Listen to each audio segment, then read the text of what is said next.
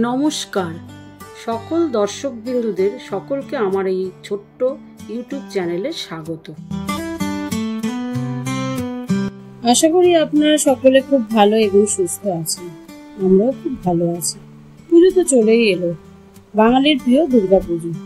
পুজোর অনেক অনেক শুভেচ্ছা রইল আমার তরফ থেকে। আজ আপনাদের সাথে আমার ডেইলি রুটিনের কিছু মুহূর্ত শেয়ার করতে চলেছি, দেখতে থাকুন।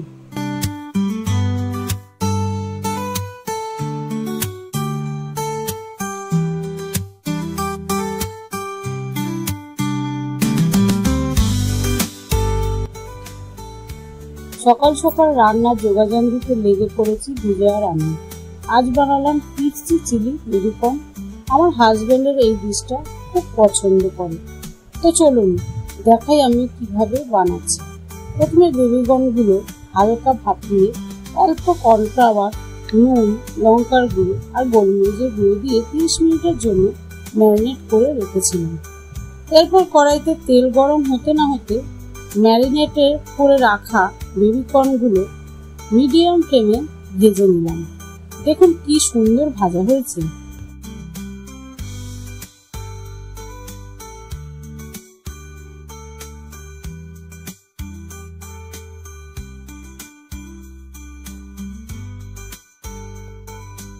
এরপর পেঁয়াজ কুচানো বেশি করে, রসুন কুচানো আর লঙ্কা কুচানো দিয়ে ভেজে নিলাম। তারপর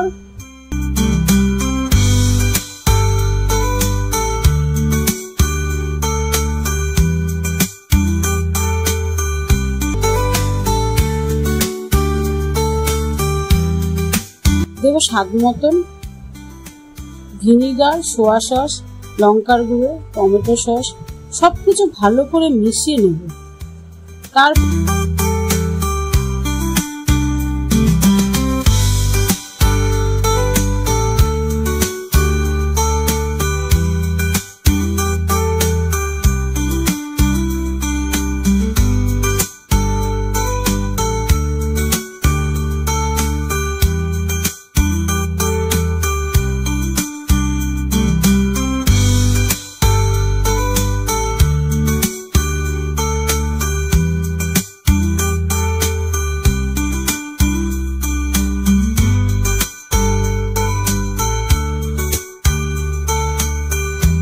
দেব স্বাদ মতো নুন। যেহেতু চাইনিজ ডিশ তো বেশি সময় লাগে না।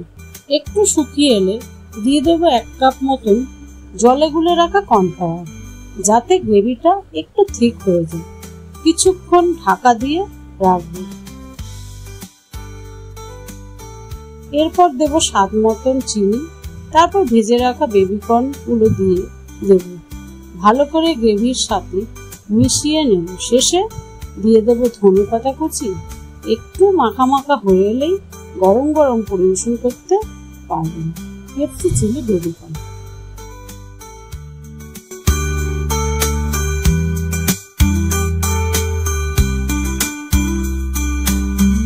বাড়িতে একটা চালতা পড়েছিল, তাই ভাবলাম চালতাটাকে কি করা যায়।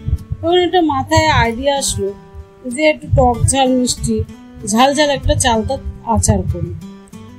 প্রথমে চালতাগুলো সুন্দর করে কেটে নিলাম।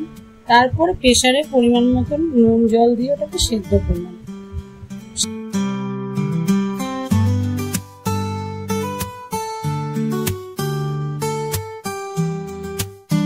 সেদ্ধ হওয়ার পরে প্রেসার থেকে বার করে তারপরে অল্প অল্প করে চালতাগুলো থেতো করলাম।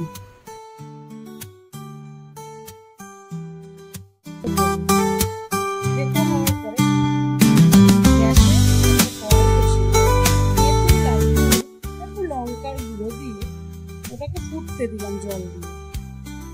তারপর লো ফ্লেমে ওটা দিলাম, লো ফ্লেম করে দিলাম।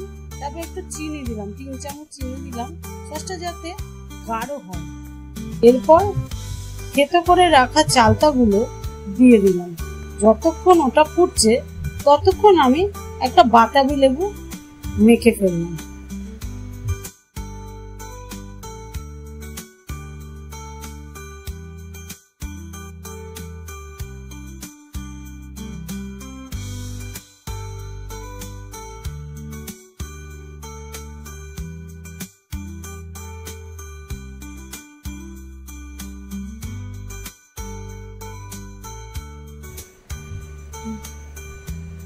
কারা কারা এইরকম দুপুরে খাওয়ার পর বাতাবি লেবু খেয়েছেন তা জানাবেন।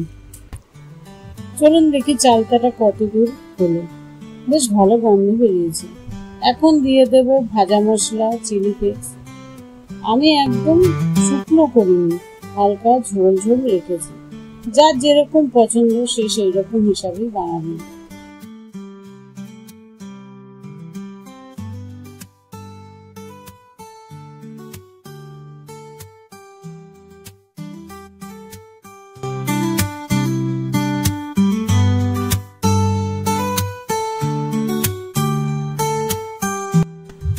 যে পরিমাণে গরম পড়েছে, একটু ঠান্ডা কিছু খেতে বেশ ভালোই লাগে, তাই বাড়িতে বানালাম কুলফি।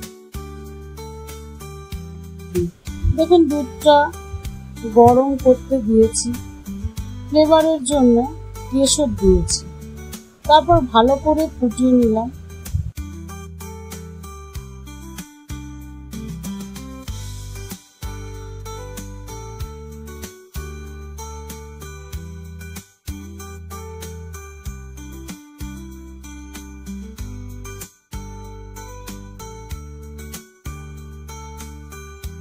এরপর চিনি দিলাম আর দেব কন্ডেন্স মিল্ক।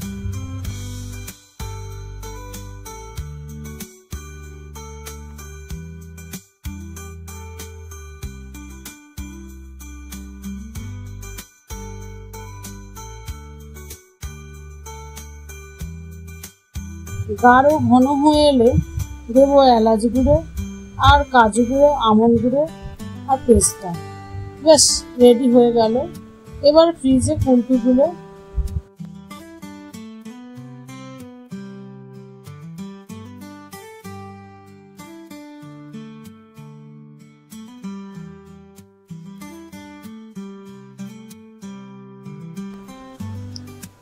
জমানোর পালা।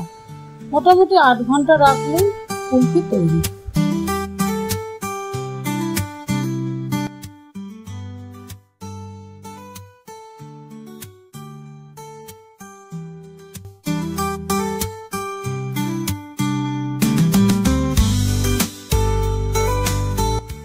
যদি আপনাদের এই ভিডিওটি ভালো লেগে থাকে, সাবস্ক্রাইব করবেন, শেয়ার করবেন, একটু লাইক করে দেবেন। নমস্কার।